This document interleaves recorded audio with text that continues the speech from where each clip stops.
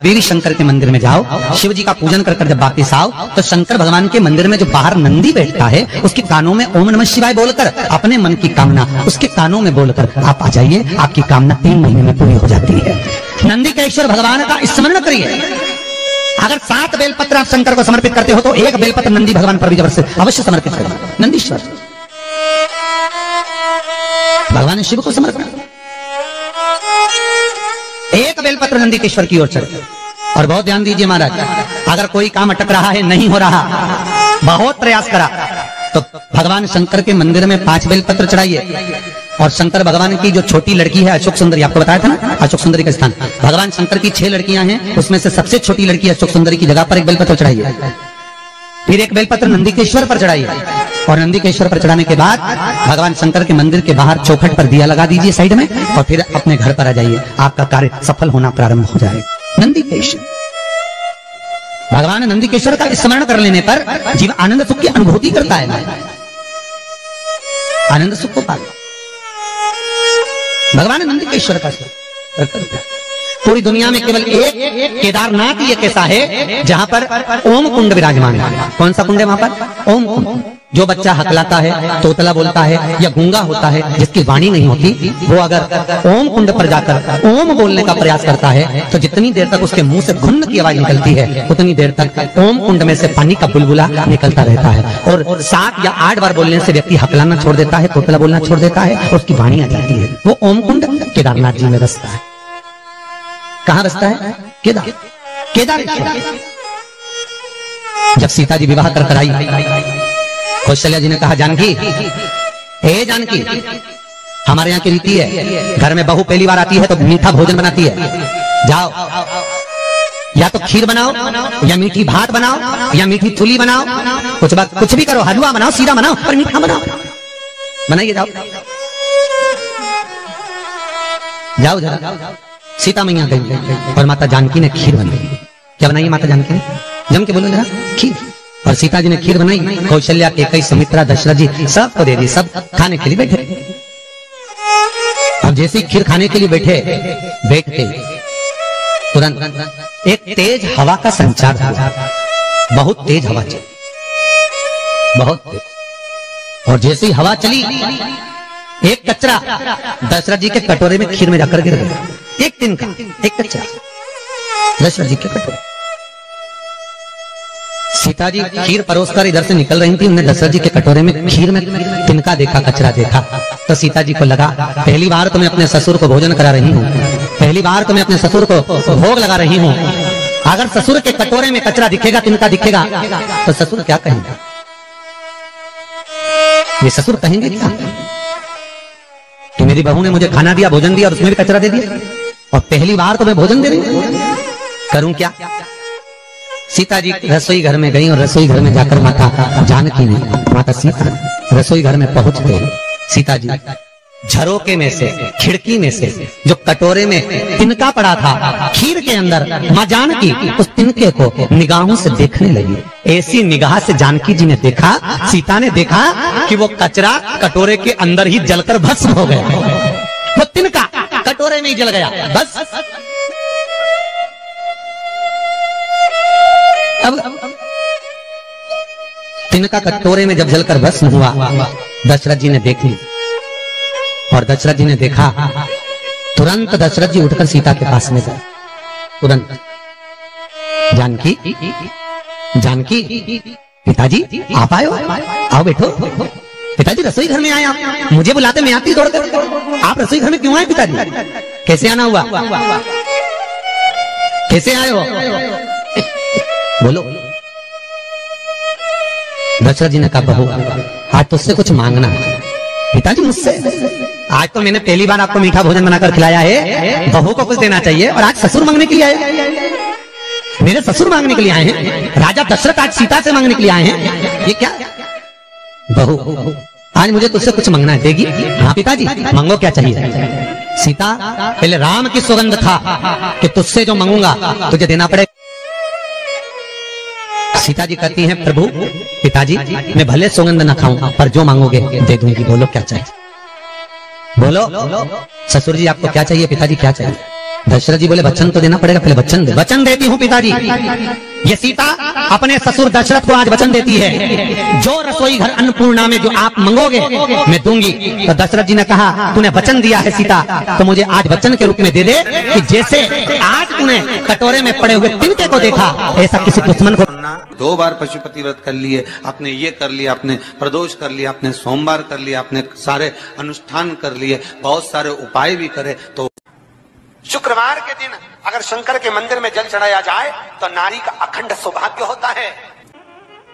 शुक्रवार के दिन बेलपत्री के वृक्ष के नीचे बैठकर घृत का दिया लगाकर शरीर में जो रोग है उसका स्मरण कर कल करके देखना। जो बच्चा चिड़चिड़ कर रहा हो, बहुत गुस्सा कर रहा हो, बहुत गुस्सा, जो बहू चिड़चिड़ कर रही हो, जो सास चिड़चिड़ कर रही हो, भाई बंधु कुटुंब कोई चिड़चिड़ कर रहा हो, बहुत क्लेश घर में हो रहा हो, एक कटोरी में पानी लो, तुमरुका जी का नाम लो, शिव जी का नाम लेकर, तुमरुका जी का नाम लेकर थोड़ा सा पानी का आचमन करा दो। 10 मिनट 5 मिनट में एकदम चुप, लड़ी नहीं सकती, गुस्सा। लक्ष्मी सबसे ज्यादा प्रसन्न कौन से दिन होती है? जम के बोलिए जरा। शुक्रवार। तो शुक्रवार को लक्ष्मी सबसे ज्यादा प्रसन्न क्यों होती है? शिव महापुराण यहाँ तक विष्णु पुराण करती है, स्कंद पुराण वर्णन करती है, कार्तिक खंड वर्णन करता है कि तुलसी का क्यारा गोल है, चौकोर है, षडाकार का है। उसका भी प्रमाण हमारे शास्त्र में लिखा हुआ है कि अगर तुलसी का कुंड गोल है तो वो ऐश्वर्य प्राप्त करता है, तुलसी का कुंड चौकोर है तो वंश की वृद्धि करता है, तुलसी का कुंडा अगर षडाकृति का है, 6 फलक वाला है तो वो घर में संपदा की वृद्धि करता है। ये तुलसी के कुंड का भी प्रमाण हमारे यहाँ शास्त्र में लिखा हुआ है कि कुंडा कैसा होना चाहिए, तुलसी के कुंड की आकृति कैसी होना चाहिए। उसका प्रसन्न होने का कारण क्या था? लक्ष्मी जी के 2 भाई थे, दोनों की शादी नहीं हो रही थी, दाता और विधाता, दोनों का विवाह नहीं हो रहा।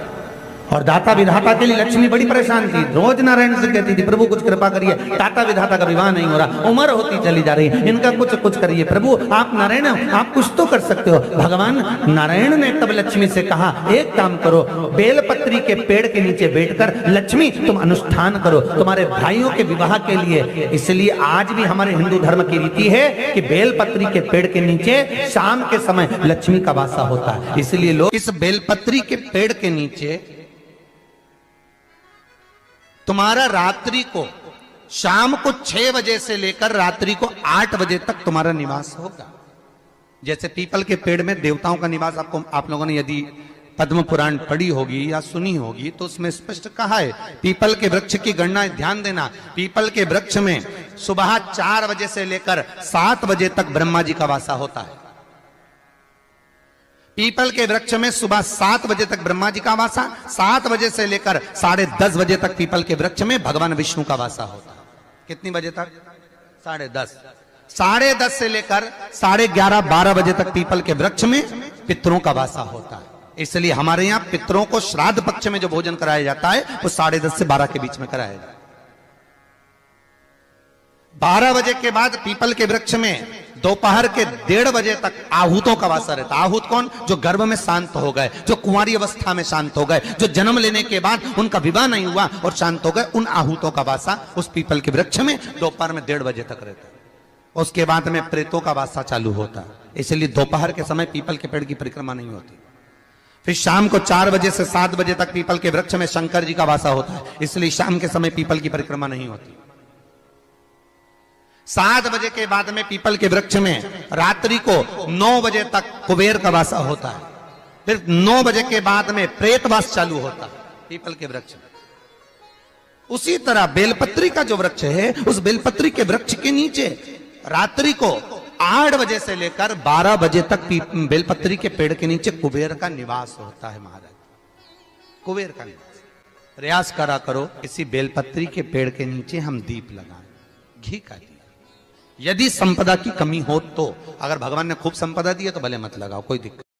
महामृत्युंजय मंत्र का यदि आप जाप करते हो और आपको मालूम पड़ गया कि शरीर में मुझे ये रोग हो गया है, मुझे शुगर हो गया है, मुझे बीपी हो गया है, मेरा ब्लड प्रेशर ऊंचा नीचा रह रहा है, कोई भयंकर रोग, मेरे रिश्तेदार को कोई कैंसर जैसा रोग हो गया, किसी को कोई थायराइड हो गया, किसी को कोई किडनी और लीवर में सूजन हो गई, किसी को कहीं किडनी और लीवर में तकलीफ हो गई, तो शिव महापुराण की कथा कहती है, नवग्रह शिव महापुराण की कथा कहती है कि बेलपत्री के वृक्ष के नीचे महामृत्युंजय मंत्र का जाप जो शुक्रवार की शुक्रवार घी का दिया लगा कर करता है, उसके रोग बाबा देवाधिदेव महादेव समाप्त करते चले जाते हैं। ये संजीवनी मंत्र शुक्रवार के दिन भगवान शंकर को शुक्र को दिया था, इसलिए उसकी प्रणाम। शुक्रवार के दिन बेलपत्री के वृक्ष के नीचे बैठकर घृत का दिया लगाकर शरीर में जो रोग है उसका स्मरण कर कर शंकर जी से विनय कर कर, हे भोलेनाथ, आपने शुक्र देवता को संजीवनी मंत्र दिया है, तो क्या आप मेरे को वो मंत्र प्रदान नहीं करोगे? मेरे रोग, मेरी बीमारी, मेरे दुख को आप नहीं हरोगे? शिव से कहो, ये शरीर आपने दिया है और भजन करने के लिए दिया है, स्मरण करने के लिए दिया है, कीर्तन करने के लिए दिया है, तो संभालोगे भी आप। और बेलपत्री की ओर मुख कर कर घी का दिया लगाकर महामृत्युंजय मंत्र का स्मरण कर लेने पर धीरे धीरे धीरे धीरे धीरे धीरे वो रोग समाप्ति की ओर आता चले जाता है। अगर आप शंकर भगवान को एक लोटा पानी अगर शिव को समर्पित कर रहे हो, श्वेत पुष्प को रखकर शंकर जी के ऊपर सफेद फूल को चढ़ाकर अगर एक लोटा जल भी एक पात्र जल भी शंकर को समर्पित कर रहे हो, तो ये लक्ष्मी के लिए ही तो कर रहे हो। और कौन सी लक्ष्मी? पूर्ण लक्ष्मी, पूर्ण लक्ष्मी। आपको पहले भी कथा में कहा, एक बार भगवान विष्णु के सामने लक्ष्मी मैया ने बहुत तेज स्वर में कह दिया था, नारायण, दुनिया के लोग आपका नाम जपते हैं, दुनिया के लोग नारायण नारायण कहते हैं, दुनिया के लोग आपका भजन करते हैं, पर सत्य मायने में कहूं ना तो मेरे बिना दुनिया के लोगों की नहीं चल सकती, मेरे बिना दुनिया नहीं चल सकती, संसार मेरे बिना नहीं चल सकता। भगवान विष्णु ने कहा, ये तो गलत है लक्ष्मी आपका कहना।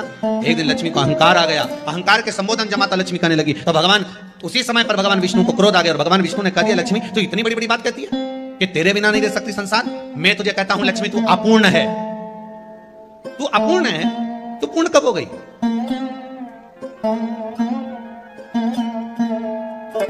तेरी पूर्णता कहां हो गई? लक्ष्मी की आंख से आंसू बहने लगे। आज आपने मुझे अपूर्ण कहा, आपको मालूम है आप मुझे अपूर्ण कर रहे हो? आपको ये ज्ञात हो रहा है आप मुझे अपूर्ण कर रहे हो? भगवान कहते हैं, हाँ लक्ष्मी, मैंने तुझे अपूर्ण कहा। अपूर्णता का मतलब आप जानते हो ना? भगवान कहते हैं, लक्ष्मी मैं सब जानता हूं। लक्ष्मी रोती हुई माता सरस्वती के पास पहुंच गई। सरस्वती ने पूछा, क्या बात है लक्ष्मी, क्यों रो रही हो? लक्ष्मी जी ने कहा, क्या बताऊं सखी, मेरे पति ने आज मुझे अपूर्ण कह दिया। तो क्यों रो रही है तू? अपूर्ण अगर कह दिया, पति ने ही तो कहा है ना, तो क्यों रोना? चल मेरे साथ। और सरस्वती मैया माता लक्ष्मी को लेकर सीधे पहुंच गई माता पार्वती के यहाँ। माता पार्वती के यहाँ जब पहुंचे, माता पार्वती ने लक्ष्मी जी को देखा और सरस्वती को देखा तो पूछा कि बात क्या है, क्या हो गया ऐसा, क्या हुआ, क्या है ऐसा जो तुम दोनों आज मेरे पास में आई? क्या हुआ? पार्वती जी कुछ बोलती, शिव जी का ध्यान माता सरस्वती की ओर और लक्ष्मी की ओर गया और भगवान शंकर जान गए कि आज भगवान नारायण ने लक्ष्मी जी को अपूर्ण कहा है। अब देखिए माता पार्वती क्या कर सकती है, इसको पूर्ण बनाने के लिए करेगी क्या? क्या हुआ? माता सरस्वती जी बोली, लक्ष्मी को अपूर्ण कर दिया। अपूर्ण कर दिया? हाँ, तो क्या सोचना उसके लिए, इसको मैं अभी पूर्ण बना देती हूँ। माता जगतजननी पार्वती ने गोदी में विराजमान गणेश जी को उठाया और उठाकर लक्ष्मी जी की गोद में दे दिया। ले लक्ष्मी, आज से तो पूर्ण हो गई। लक्ष्मी आज से तो पूर्ण। गोदी में जब तक संतान नहीं है तो नारी को लोग अपूर्ण समझते हैं, पर माता पार्वती जी ने संपूर्ण ब्रह्मांड में एक सिद्धता प्रदान कर दी कि अपने गोदी के लाल को, अपने गोदी के पुत्र को माता ने लक्ष्मी की गोद में देकर लक्ष्मी को पूर्ण बनाया। शिव महापुराण यहाँ तक विष्णु पुराण करती है, स्कंद पुराण वर्णन करती है, कार्तिक खंड वर्णन करता है कि तुलसी का क्यारा गोल है, चौकोर है, षडाकार का है। उसका भी प्रमाण हमारे शास्त्र में लिखा हुआ है कि अगर तुलसी का कुंड गोल है तो वो ऐश्वर्य प्राप्त करता है, तुलसी का कुंड चौकोर है तो वंश की वृद्धि करता है, तुलसी का कुंडा अगर षडाकृति का है, 6 फलक वाला है तो वो घर में संपदा की वृद्धि करता है। ये तुलसी के कुंड का भी प्रमाण हमारे यहाँ शास्त्र में लिखा हुआ है कि कुंडा कैसा होना चाहिए, तुलसी के कुंड की आकृति कैसी होना चाहिए, तुलसी का कुंड होना कैसा चाहिए, उसका भी प्रमाण हमारे यहाँ स्कंद पुराण में लिखा हुआ है, विष्णु पुराण में लिखा हुआ है कि आपको क्या किस रूप में चाहिए। पर जगत है ना, दुनिया के आगे हाथ फैलाओ, जाकर निवेदन करो, यहाँ वाले बाबा के पास हो या वहां वाले बाबा के पास हो या उसके पास हो या उसके पास हो या जगत के पास जाओगे, दुख पाओगे, रुपया खाएंगे, चूना लगाएंगे, धक्के मारकर निकाल देंगे, 2-4-8 दिन घुमाएंगे फिराएंगे, कल आना परसों आना नरसों आना, ऐसा करना वैसा करना, बस बाबा यही घुमाते रहेंगे और तुम्हारे धन का चूना लगाते रहेंगे। पर निवेदन है इनसे बचकर शिव की शरण में जाकर भगवान शास्त्र में जो लिखा है उसके अनुसार हम क्यों ना कर्म करें जिसका फल हम पा जाए। हम क्यों ना ऐसा कर्म करें जिसके फल को हम पा सकें। हम क्यों भ्रमित हुए। हमारे यहाँ तुलसी के कुंड का भी विधान है। गोल कुंडा है ऐश्वर्य देता, चौकोर कुंडा है। आप लोग कई बार देखे होंगे किसी किसी के यहाँ चौकोर तुलसी का क्यारा होता है, कुंडा होता है, वो वंश बड़ा षडाकृति का है, वो धन देता है, संपदा। दोष हमारा है, हम तुलसी के कुंडे के नीचे शंकर जी को रख देते हैं। क्यों कि यहीं तुलसी जी को पानी चढ़ाएंगे, यहीं शंकर जी को चढ़ा देंगे। दोष तुलसी के कुंड के नीचे हम सर्पदेव को रख देते हैं, नाग देवता रख देते हैं, पानी चढ़ाएंगे, पात्री रख देते हैं। नहीं, इसका दोष हम सबको स्वयं अगर गलती करते हैं तो स्वयं को। कैसा कुंड हो, 7 तरह के कुंडों का व्याख्यान तुलसी के रूप में कहा गया है। पहला गोल, दूसरा चौकोर, तीसरा षडाकृति, चौथा त्रिवेणी, 3 कोने वाला कुंडा। शास्त्र कहता है जिसके मार्ग घर में टुकड़े हो रहे हो, घर विभाजन की ओर हो रहा हो, तो 3 कोण का कुंडा घर में रखकर पूजा करने पर परिवार एक हो जाता है। 5वां, गार्डन में बिना कुंडे का, बिना कुंड का जो तुलसी का पौधा रोपित होता है, बिना कुंड के एक बगीचा जैसा बो दिया जाता है, तुलसी तुलसी उत्पन्न हो जाती है। महाराज वहां पर संपदा तो रहती है पर चिंता बहुत रहती है, टेंशन बहुत रहती है। क्यों? घर के दरवाजे के बाहर इतनी सारी बगीचे में तुलसा कर दी।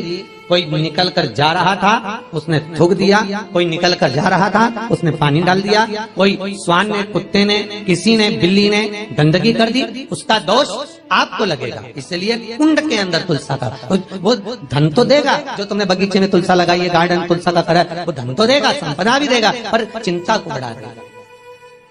5 मारा। छठा, तुलसी के कुंड को 3 धार पर लटका कर रखना। कई जगह पर आपने देखा होगा तुलसी का जो कुंडा होता है उसको 3 जो तार होते हैं, 3 जो चेन होती है उस पे लटकाया जाता है। महाराज विष्णु पुराण उसका भी व्याख्यान करते हैं। महाराज वहां व्यक्ति के कार्य उन्नति की सीढ़ी की ओर बढ़ जाते हैं। जैसे भोजन की थाली लग गई, भोजन तैयार हो गया, बस खाने बैठे हो और थाली खसक गई, समझ लेना कि तुलसी को अधर पर लटका कर रखा है। इसलिए कार्य तो हो रहे हैं, बनने वाले, 4 दिन बाद ये काम होने वाला है, 8 दिन बाद ये काम होने वाला है, लग रहा है कि इसमें इतना फल मिलेगा, लग रहा है इस व्यापार को करेंगे तो इतना फायदा हो जाएगा, सब कुछ करा, लाखों रुपए लगा भी दिए, थाली मालूम पड़े खसक गई, अधर लटका है। 7 क्रम है तुलसी के, ये 6ठा क्रम बताया। तुलसी का 7वां क्रम, तुलसी का 7वां क्रम है। महाराज तुलसी का कुंडा जैसा घर के आंगन में है, तुलसी का कुंड जैसे घर के आंगन में विराज रहा है, ऐसा ही छोटा सा कुंड भगवान के लिए रोपित करें। प्रतिदिन भगवान की सेवा करते समय तुलसी का कुंड सम्मुख रखकर उसकी आराधना करना, फिर उस कुंड को वापिस बाहर ले जाकर रखना, फिर दूसरे दिन पूजन के समय पर कुंड को लाकर रखना। हम तो यहाँ तक कहते हैं विष्णु पुराण गर्ग संहिता कल्याण का तुलसी अंग यहाँ तक वर्णन करता है कि आप पूरे साल ये नहीं कर सकते तो कम से कम कार्तिक के महीने में भगवान के सामने देवी शंकर के मंदिर में जाओ, शिव जी का पूजन कर जब वापिस आओ तो शंकर भगवान के मंदिर में जो बाहर नंदी बैठता है उसके कानों में ओम नमः शिवाय बोलकर अपने मन की कामना उसके कानों में बोलकर आप आ जाइए, आपकी कामना 3 महीने में पूरी हो जाती है। नंदी के ईश्वर भगवान का स्मरण करिए। अगर 7 बेलपत्र आप शंकर को समर्पित करते हो तो 1 बेलपत्र नंदी भगवान पर भी अवश्य समर्पित करें। नंदीश्वर भगवान शिव को समर्पित, 1 बेलपत्र नंदी केश्वर की ओर चढ़े। और बहुत ध्यान दीजिए महाराज, अगर कोई काम अटक रहा है, नहीं हो रहा, बहुत प्रयास करा, तो भगवान शंकर के मंदिर में 5 बेलपत्र चढ़ाइए। और शंकर भगवान की जो छोटी लड़की है अशोक सुंदरी, आपको बताया था ना अशोक सुंदरी का स्थान, भगवान शंकर की 6 लड़कियां हैं, उसमें से सबसे छोटी लड़की अशोक सुंदरी की जगह पर 1 बेलपत्र चढ़ाइए। फिर 1 बेलपत्र नंदीकेश्वर पर चढ़ाइए।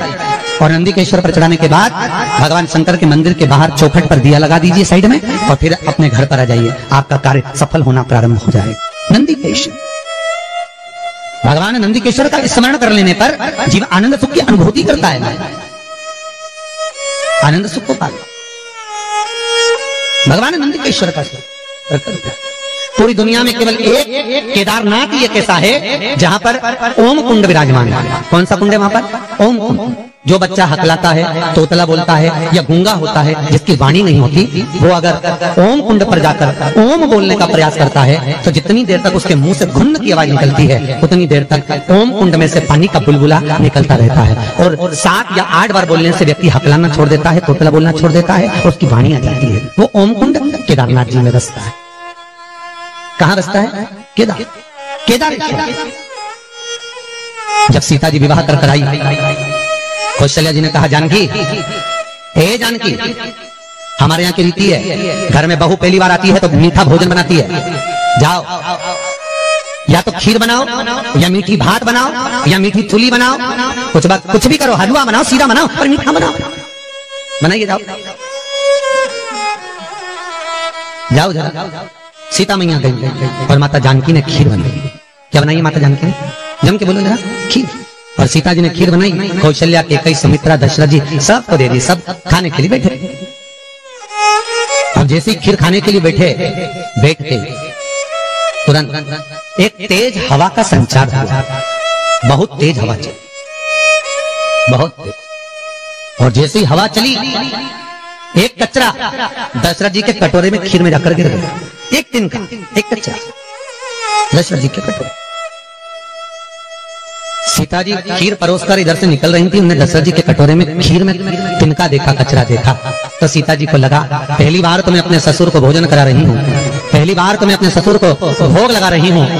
अगर ससुर के कटोरे में कचरा दिखेगा, तिनका दिखेगा, तो ससुर क्या कहेंगे? ये ससुर कहेंगे क्या कि मेरी बहू ने मुझे खाना दिया, भोजन दिया और उसमें भी कचरा दे दिया, और पहली बार तो मैं भोजन दे रही हूं, करूं क्या? सीता जी रसोई घर में गई और रसोई घर में जाकर माता जानकी ने, माता सीता रसोई घर में पहुंचते सीता जी झरोके में से, खिड़की में से जो कटोरे में तिनका पड़ा था खीर के अंदर, मां जानकी उस तिनके को निगाहों से देखने लगी।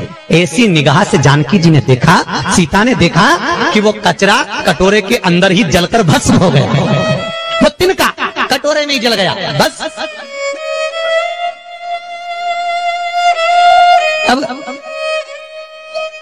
तिनका कटोरे में जब जलकर भस्म हुआ, दशरथ जी ने देख ली, और दशरथ जी ने देखा, तुरंत दशरथ जी उठकर सीता के पास में गए। तुरंत, जानकी, जानकी, पिताजी आप आए हो, आओ बैठो। पिताजी रसोई घर में आए आप, मुझे बुलाते मैं आती दौड़कर, आप रसोई घर में क्यों आए पिताजी? कैसे आना हुआ? कैसे आए हो? बोलो। दशरथ जी ने कहा, बहू आज तुझसे कुछ मांगना है। पिताजी मुझसे? आज तो मैंने पहली बार आपको मीठा भोजन बनाकर खिलाया है, बहू को कुछ देना चाहिए, और आज ससुर मांगने के लिए आए? मेरे ससुर मांगने के लिए आए हैं? राजा दशरथ आज सीता से मांगने के लिए आए हैं? ये क्या? बहू आज मुझे तुझसे कुछ मांगना है, देगी? हाँ पिताजी, मांगो, क्या चाहिए? सीता, पहले राम की सौगंध था कि तुझसे जो मांगूंगा तुझे देना पड़ेगा। सीता जी कहती हैं, प्रभु पिताजी मैं भले सौगंध न खाऊं पर जो मांगोगे दे दूंगी, बोलो क्या चाहिए? बोलो ससुर जी आपको क्या चाहिए? पिताजी क्या चाहिए? दशरथ जी बोले, वचन तो देना पड़ेगा, पहले वचन दे। वचन देती हूँ पिताजी। ये सीता अपने ससुर दशरथ को आज वचन देती है, जो रसोई घर अन्नपूर्णा में जो आप मांगोगे मैं दूंगी। तो दशरथ जी ने कहा, तूने वचन दिया है सीता, तो मुझे आज वचन के रूप में दे दे कि जैसे आज तूने कटोरे में पड़े हुए तिनके को देखा, ऐसा किसी दुश्मन को।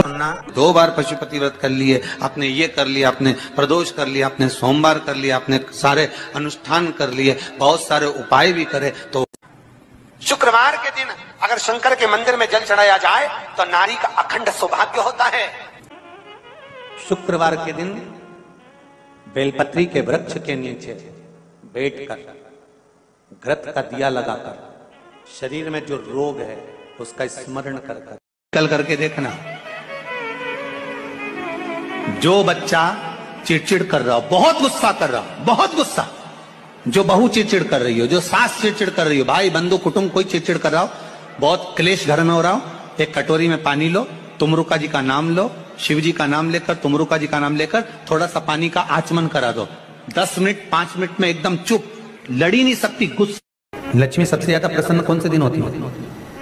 जम के बोलिए जरा। शुक्रवार। तो शुक्रवार को लक्ष्मी सबसे ज्यादा प्रसन्न क्यों होती है? शिव महापुराण यहाँ तक विष्णु पुराण करती है, स्कंद पुराण वर्णन करती है, कार्तिक खंड वर्णन करता है कि तुलसी का क्यारा गोल है, चौकोर है, षडाकार का है। उसका भी प्रमाण हमारे शास्त्र में लिखा हुआ है कि अगर तुलसी का कुंड गोल है तो वो ऐश्वर्य प्राप्त करता है, तुलसी का कुंड चौकोर है तो वो वंश की वृद्धि करता है, तुलसी का कुंडा अगर षडाकृति का है, 6 फलक वाला है तो वो घर में संपदा की वृद्धि करता है। ये तुलसी के कुंड का भी प्रमाण हमारे यहाँ शास्त्र में लिखा हुआ है कि कुंडा कैसा होना चाहिए, तुलसी के कुंड की आकृति कैसी होना चाहिए। उसका प्रसन्न होने का कारण क्या था? लक्ष्मी जी के 2 भाई थे, दोनों की शादी नहीं हो रही थी, दाता और विधाता, दोनों का विवाह नहीं हो रहा। और दाता विधाता के लिए लक्ष्मी बड़ी परेशान थी, रोज नारायण से कहती थी प्रभु कुछ कृपा करिए, दाता विधाता का विवाह नहीं हो रहा, उम्र होती चली जा रही है, इनका कुछ करिए प्रभु, आप नारायण हो, आप कुछ तो कर सकते हो। भगवान नारायण ने तब लक्ष्मी से कहा एक काम करो, बेलपत्री के पेड़ के नीचे बैठकर लक्ष्मी तुम अनुष्ठान करो तुम्हारे भाइयों के विवाह के लिए। इसलिए आज भी हमारे हिंदू धर्म की रीति है कि बेलपत्री के पेड़ के नीचे शाम के समय लक्ष्मी का वासा होता है। इसलिए लोग इस बेलपत्री के पेड़ के नीचे तुम्हारा रात्रि को, शाम को 6 बजे से लेकर रात्रि को 8 बजे तक तुम्हारा निवास होगा। जैसे पीपल के पेड़ में देवताओं का निवास, आपको आप लोगों ने यदि पद्म पुराण पढ़ी होगी या सुनी होगी तो उसमें स्पष्ट कहा है। पीपल के वृक्ष की गणना ध्यान देना, पीपल के वृक्ष में सुबह 4 बजे से लेकर 7 बजे तक ब्रह्मा जी का वासा होता है। पीपल के वृक्ष में सुबह 7 बजे तक ब्रह्मा जी का वासा, 7 बजे से लेकर 10:30 बजे तक पीपल के वृक्ष में भगवान विष्णु का वासा होता है। कितनी बजे तक? 10:30। 10:30 से लेकर 11:30 12 बजे तक पीपल के वृक्ष में पितरों का वासा होता है। इसलिए हमारे यहाँ पितरों को श्राद्ध पक्ष में जो भोजन कराया जाता है वो 10:30 से 12 के बीच में कराया जाता है। 12 बजे के बाद पीपल के वृक्ष में दोपहर के 1:30 बजे तक आहूतों का वासा रहता है। आहूत कौन? जो गर्भ में शांत हो गए, जो कुंवारी अवस्था में शांत हो गए, जो जन्म लेने के बाद उनका विवाह नहीं हुआ और शांत हो गए, उन आहूतों का वासा उस पीपल के वृक्ष में दोपहर में 1:30 बजे तक रहता है।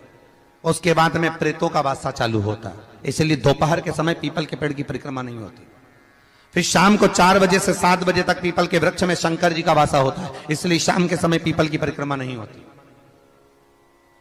7 बजे के बाद में पीपल के वृक्ष में रात्रि को 9 बजे तक कुबेर का वासा होता है।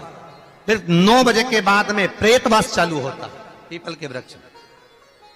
उसी तरह बेलपत्री का जो वृक्ष है, उस बेलपत्री के वृक्ष के नीचे रात्रि को 8 बजे से लेकर 12 बजे तक बेलपत्री के पेड़ के नीचे कुबेर का निवास होता है। महाराज, कुबेर का निवास।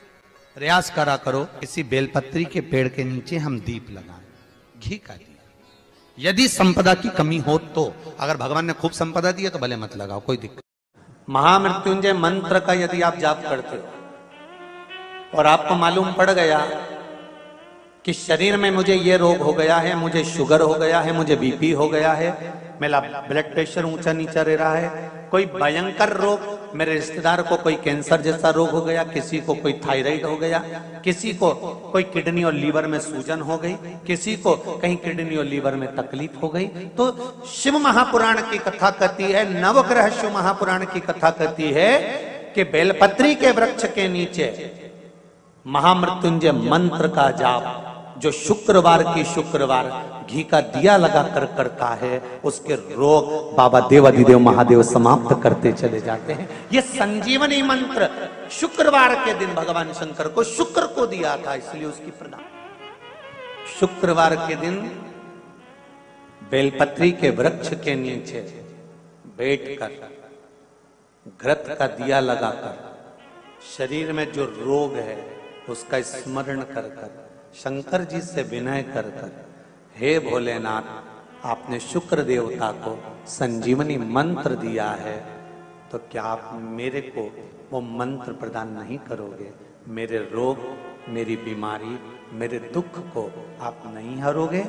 शिव से कहो, ये शरीर आपने दिया है और भजन करने के लिए दिया है, स्मरण करने के लिए दिया है, कीर्तन करने के लिए दिया है तो संभालोगे भी आप। और बेलपत्री की ओर मुख कर घी का दिया लगाकर महामृत्युंजय मंत्र का स्मरण कर लेने पर धीरे धीरे धीरे धीरे धीरे धीरे वो रोग समाप्ति की ओर आता चले जाता। अगर आप शंकर भगवान को एक लोटा पानी अगर शिव को समर्पित कर रहे हो, श्वेत पुष्प को रखकर शंकर जी के ऊपर सफेद फूल को चढ़ाकर अगर एक लोटा जल भी एक पात्र जल भी शंकर को समर्पित कर रहे हो, तो ये लक्ष्मी के लिए ही तो कर रहे हो।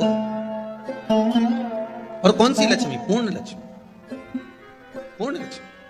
आपको पहले भी कथा में कहा, एक बार भगवान विष्णु के सामने लक्ष्मी मैया ने बहुत तेज स्वर में कह दिया था, नारायण, दुनिया के लोग आपका नाम जपते हैं, दुनिया के लोग नारायण नारायण कहते हैं, दुनिया के लोग आपका भजन करते हैं, पर सत्य मायने में कहूं ना तो मेरे बिना दुनिया के लोगों की नहीं चल सकती, मेरे बिना दुनिया नहीं चल सकती, संसार मेरे बिना नहीं चल सकता। भगवान विष्णु ने कहा ये तो गलत है लक्ष्मी आपका कहना।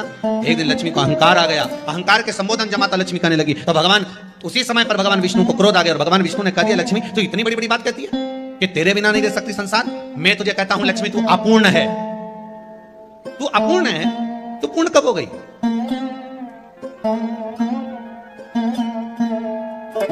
तेरी पूर्णता कहां हो गई?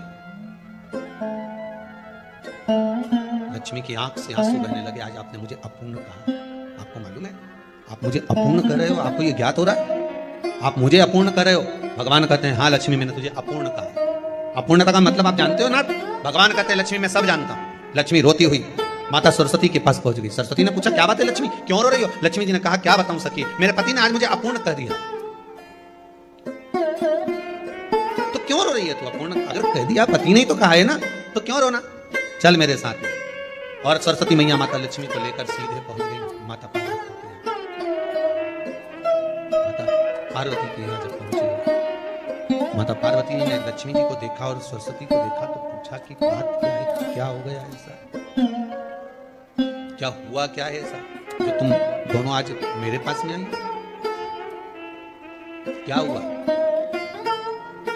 पार्वती जी कुछ बोलती, शिव जी का ध्यान माता सरस्वती की ओर और लक्ष्मी की ओर गया और भगवान शंकर जान गए कि आज भगवान नारायण ने लक्ष्मी जी को अपूर्ण कहा है। अब देखिए माता पार्वती क्या कर सकती है, इसको पूर्ण बनाने के लिए करेगी क्या? क्या हुआ? माता सरस्वती जी बोली लक्ष्मी को अपूर्ण कर दिया। अपूर्ण कर दिया? हाँ, तो क्या सोचना उसके लिए, इसको मैं अभी पूर्ण बना देती हूँ। माता जगतजननी पार्वती ने गोदी में विराजमान गणेश जी को उठाया और उठाकर लक्ष्मी जी की गोद में दे दिया। ले लक्ष्मी आज से तो पूर्ण हो गई, लक्ष्मी आज से तो पूर्ण।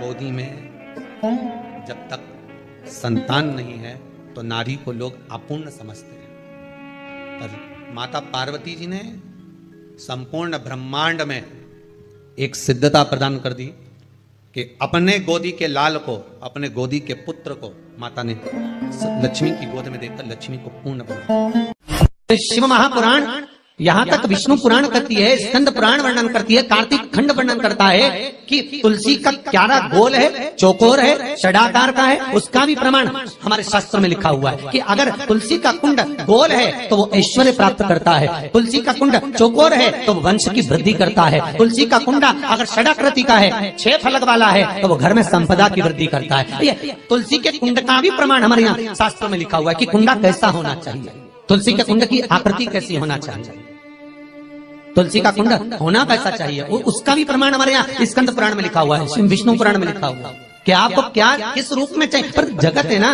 दुनिया के आगे हाथ फैलाओ, जाकर निवेदन करो, यहाँ वाले बाबा के पास होया, वहाँ वाले बाबा के पास होया, उसके पास होया, उसके पास होया। जगत के पास जाओगे दुख पाओगे, रुपया खाएंगे, चूना लगाएंगे, धक्के मारकर निकाल देंगे, 2-4-8 दिन घुमाएंगे फिराएंगे, कल आना परसों आना, नरसों आना, ऐसा करना वैसा करना, बस बाबा यही घुमाते रहेंगे और तुम्हारे धन का चूना लगाते रहेंगे। पर निवेदन है इनसे बचकर शिव की शरण में जाकर भगवान शास्त्र में जो लिखा है उसके अनुसार हम क्यों ना कर्म करें जिसका फल हम पा जाएं।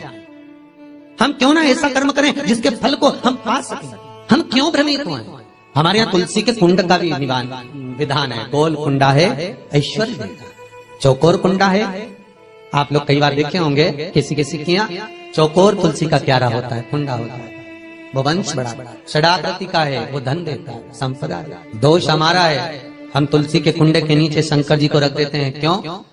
कि यहीं तुलसी जी को पानी चढ़ाएंगे, यहीं शंकर जी को चढ़ा देंगे। दोष है। तुलसी के कुंड के नीचे हम सर्पदेव को रख देते हैं, नाग देवता रख देते हैं, पानी चढ़ाएंगे, पात्री रख देते हैं। नहीं, इसका दोष हम सबको स्वयं अगर गलती करते हैं तो स्वयं को। कैसा कुंड हो, 7 तरह के कुंडों का व्याख्यान तुलसी के रूप में कहा गया है। पहला गोल, दूसरा चौकोर, तीसरा षडाकृति, चौथा त्रिवेणी, 3 कोने वाला कुंडा। शास्त्र कहता है जिसके मार्ग घर में टुकड़े हो रहे हो, घर विभाजन की ओर हो रहा हो, तो 3 कोण का कुंडा घर में रखकर पूजा करने पर परिवार एक हो जाता है। 5वां, गार्डन में बिना कुंडे का, बिना कुंड का जो तुलसी का पौधा रोपित होता है, बिना कुंड के एक बगीचा जैसा बो दिया जाता है, तुलसी तुलसी उत्पन्न हो जाती है। महाराज वहां पर संपदा तो रहती है पर चिंता बहुत रहती है, टेंशन बहुत रहती है। क्यों? घर के दरवाजे के बाहर इतनी सारी बगीचे में तुलसा कर दी, कोई निकल कर जा रहा था उसने थूक दिया, कोई निकल कर जा रहा था उसने पानी डाल दिया, कोई स्वान ने, कुत्ते ने, किसी ने, बिल्ली ने गंदगी कर दी, उसका दोष आपको लगेगा। इसलिए कुंड के अंदर तुलसा का वो धन तो देगा, जो तुमने बगीचे में तुलसा लगाई है, गार्डन तुलसा का करा, वो धन तो देगा, संपदा भी देगा, पर चिंता को बढ़ा देगा। 5 मारा। छठा, तुलसी के कुंड को 3 धार पर लटका कर रखना। कई जगह पर आपने देखा होगा तुलसी का जो कुंडा होता है उसको 3 जो तार होते हैं, 3 जो चेन होती है उस पे लटकाया जाता है। महाराज विष्णु पुराण उसका भी व्याख्यान करते हैं। महाराज वहां व्यक्ति के कार्य उन्नति की सीढ़ी की ओर बढ़ जाते हैं। जैसे भोजन की थाली लग गई, भोजन तैयार हो गया, बस खाने बैठे हो और थाली खसक गई, समझ लेना कि तुलसी को अधर पर लटका कर रखा है। इसलिए कार्य तो हो रहे हैं, बनने वाले, 4 दिन बाद ये काम होने वाला है, 8 दिन बाद ये काम होने वाला है, लग रहा है कि इसमें इतना फल मिलेगा, लग रहा है इस व्यापार को करेंगे तो इतना फायदा हो जाएगा, सब कुछ करा, लाखों रुपए लगा भी दिए, थाली मालूम पड़े खसक गई, अधर लटका है। 7 क्रम है तुलसी के, ये 6ठा क्रम बताया। तुलसी का 7वां क्रम, तुलसी का 7वां क्रम है। महाराज तुलसी का कुंडा जैसा घर के आंगन में है, तुलसी का कुंड जैसे घर के आंगन में विराज रहा है, ऐसा ही छोटा सा कुंड भगवान के लिए रोपित करें। प्रतिदिन भगवान की सेवा करते समय तुलसी का कुंड सम्मुख रखकर उसकी आराधना करना, फिर उस कुंड को वापिस बाहर ले जाकर रखना, फिर दूसरे दिन पूजन के समय पर कुंड को लाकर रखना। हम तो यहाँ तक कहते हैं विष्णु पुराण गर्ग संहिता कल्याण का तुलसी अंग यहाँ तक वर्णन करता है कि आप पूरे साल ये नहीं कर सकते तो कम से कम कार्तिक के महीने में भगवान के सामने